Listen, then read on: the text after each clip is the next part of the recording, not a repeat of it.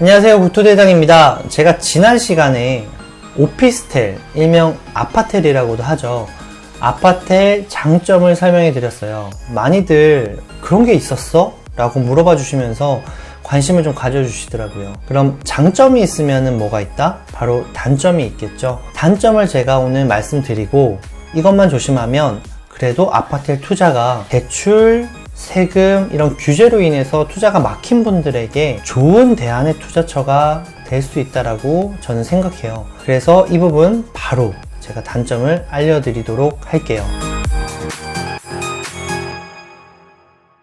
먼저 첫 번째가 오피스텔이 아파트보다는 아무래도 시세 차익이 적습니다. 왜 그러냐면 다 그런 건 아니에요. 전국의 오피스텔을 만약에 제가 조사를 해봤었거든요. 그랬을 때 아파트보다는 평균적으로 시세 차익이 좀 적었어요. 그런데 뭐 서울이라든가 판교, 강교 또는 인천, 역세권이면서 상품성이 좋고 주거 밀집도가 높은 곳은 오히려 아파트보다 더 좋은 투자 대안처 또는 실거주 대안처가 되기도 했었습니다. 그런데 평균적으로 전국을 놓고 봤었을 때에는 이 전국에서 지방 같은 경우에는 아무래도 아파트가 먼저 선호되는 경우가 많았었죠. 그래서 이런 걸 봤을 때 어떻게 보면 아파트보다는 평균적으로는 시세 차익이 적다. 그렇지만 중심지라던가 수도권, 그 외에 서울 이런 곳들은 오히려 더 높다라고 볼 수 있을 것 같아요. 자, 두 번째, 비주거용 대출 규제가 서서히 들어오고 있습니다.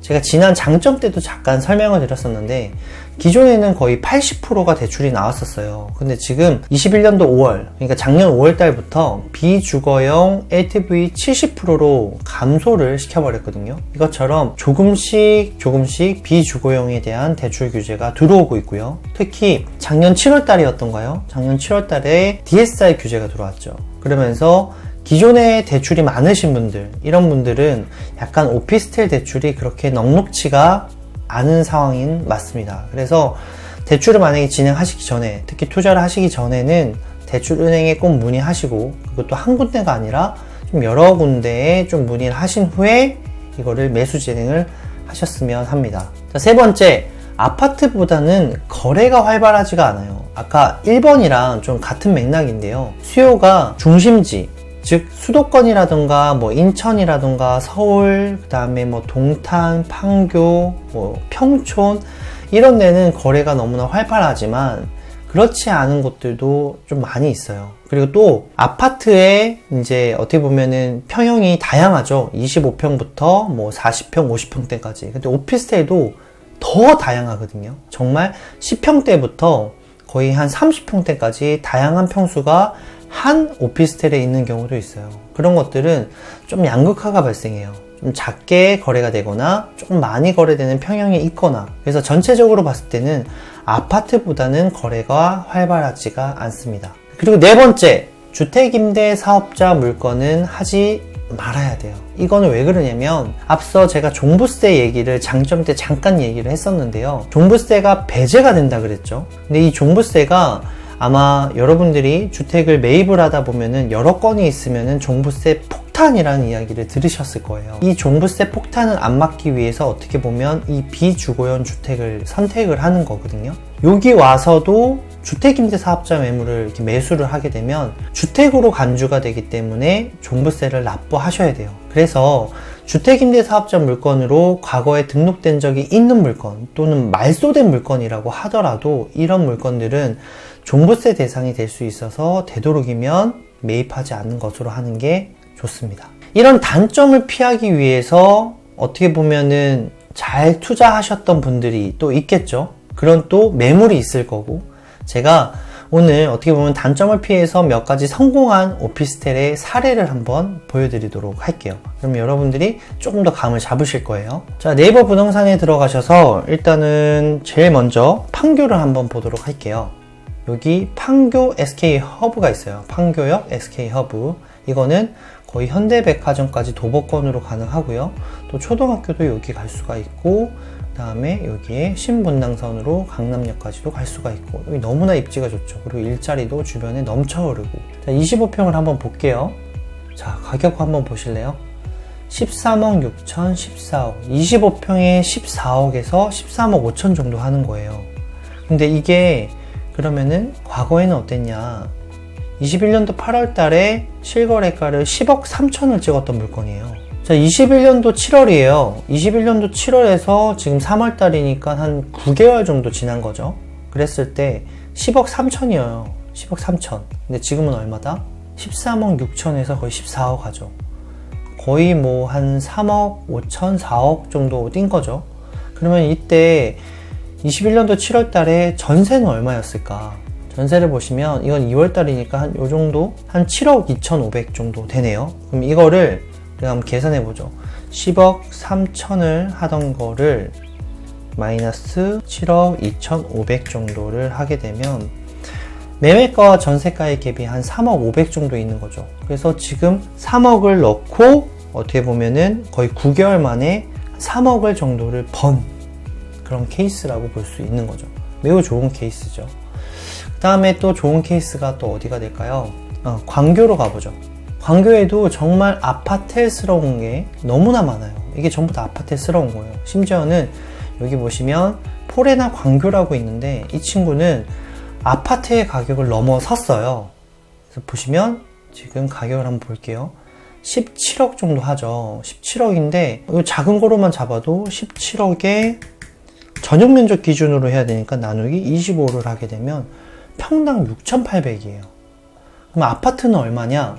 아파트 대장이 지금 여기 중후 S클래스거든요. 이 중후 S클래스의 34평 가격이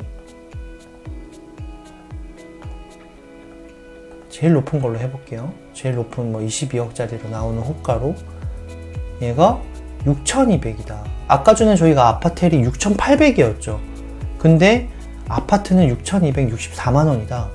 오히려 아파트보다 오피스텔이 지금 더 높은 상황이 되어 있는 거죠. 자, 그럼 아까 다시 돌아가서 이 친구는 지금 거래가 최근에 입주한 거여가지고 거래가 조금 없죠. 그래서 이거 말고 조금 입지가 떨어지더라도 여기 이 사례 광교 아이파크 한번 볼까요?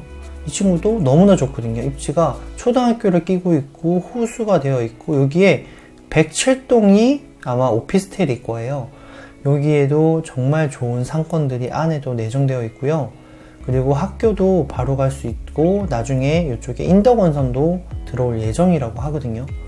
괜찮은 거죠. 이 친구 같은 경우가 지금 오피스텔이 똑같아요. 여기에 여러 개가 있지만 보세요. 평면도를 보시면 방 3개, 화장실 2개, 방 3개, 화장실 2개. 저희가 전용 면적으로 봐야 된다 그랬죠. 전용 면적 25평. 여기 나와 있네요. 13억 5천, 13억, 12억 5천, 한 12억 5천 정도로 봐도 괜찮을 것 같은 기분이 드네요. 자, 실거래가를 한번 볼게요. 12억 5천을 찍었어요. 그러면 지금 12억 5천이었고, 한 20년도 1월달 정도에는 6억 6천 5백이었어요. 20년도 1월달에. 그러면 이때 20년도 1월달에 전세가는 4억 2천 5백. 한번 계산해 볼까요? 6억 6천 5백이었고, 전세가는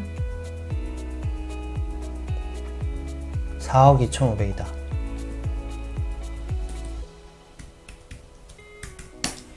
자, 2억 4천이면 지금 어떻게 보면 6억 2,500에서 13억까지 벌 수가 있었던 거죠. 2년 만에. 엄청나죠. 엄청나죠. 거의 더블 스코어가 나는 거죠. 2억 4천을 넣고 더블 스코어를 거둘 수가 있었다. 이렇게 볼 수 있는 거죠. 아, 정말 엄청난 것 같아요. 여러분, 영상 사례, 투자 사례 보시고 좀 어떠셨나요? 이게 저희가 물론 성공한 사례만 보여드려서 실패한 것도 분명히 있을 거야. 네, 있어요. 아까 제가 이야기했었던 단점들, 그런 단점들과 또 어떻게 보면은 아파텔이 가져야 될 아파텔스러운 것들로 사야 되는데 그냥 오피스텔로만 샀을 경우에 또 당연히 부동산의 흐름이라든가 여러 가지 요인들이 있겠지만 적어도 제가 말했었던 저런 단점들만 피한다면 지금 이런 성공 사례도 충분히 거둘 수가 있는 거죠. 우리가 알았던 아파트만 투자해야 되냐? 꼭 그건 아니라는 거 오늘 여러분들이 하나의 고정관념을 깨고 가시는 그런 시간이 되었으면 좋겠네요. 지금 부동산 투자 규제가 좀 많잖아요. 물론 정권이 바뀌고 좀 여러 가지 방향성이 나올 수도 있겠지만 아직까지는 규제가 풀어진 것이 아니기 때문에 이렇게 대안적인 투자처도 한번 고려해 보시는 건 어떨까 싶습니다. 오늘 영상 어떠셨나요? 많은 분들에게 도움이 되셨으면 좋겠고요. 또 도움이 되셨다면 구독과 좋아요 눌러주시고 저는 조금 더 유익한 영상으로 찾아뵙겠습니다. 그럼 저희는 다음에 또 만나요. 안녕.